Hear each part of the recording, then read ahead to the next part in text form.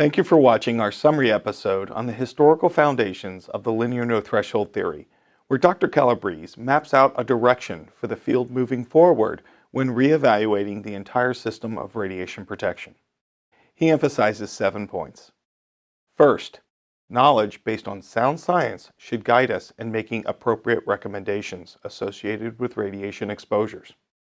The current LNT model produces fear on a belief system that any exposure comes with some genetic and cancer risk. The science presented in this video series does not support that belief system.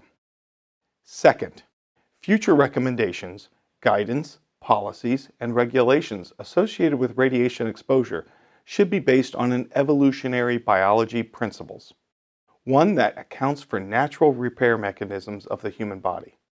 Why?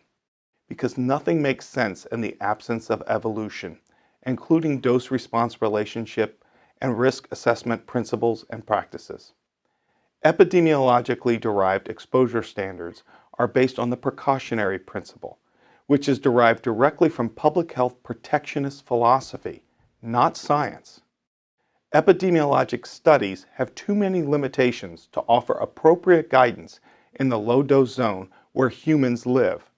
The public health philosophy-based precautionary principle needs to be replaced with an evolutionary, science-based dose-response precautionary principle. Third, exposure to low levels of radiation does not make us victims to some dreadful future resulting in cancer. Humans have the capacity to repair genetic and other damage, and does so millions of times each day in each cell of the human body. Fourth, evolutionary-based repair mechanisms protect all cells from man-made and natural mutagens and carcinogens, and regulations should reflect these adaptive processes, which are especially observed in the low-dose region of exposures, say at least 100 to 1,000 times natural background levels. Fifth, we are exposed daily to radiation, toxins, chemical carcinogens, and the many trillions of molecules per day. And our bodies have the natural capacity to repair damage with extremely high efficiency and accuracy. Sixth, a path forward should represent a form of model optimization that includes the major known dose response models and that harmonizes their estimates.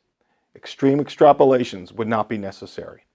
A straightforward procedure is described by Dr. Calabrese, where risk estimates of LNT, threshold, and hormesis models converge.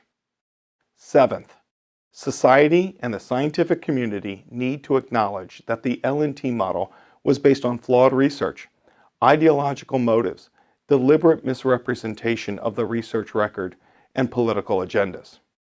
History has shown that the LNT model promotes unfounded fear, resulting in enormous societal and economic costs.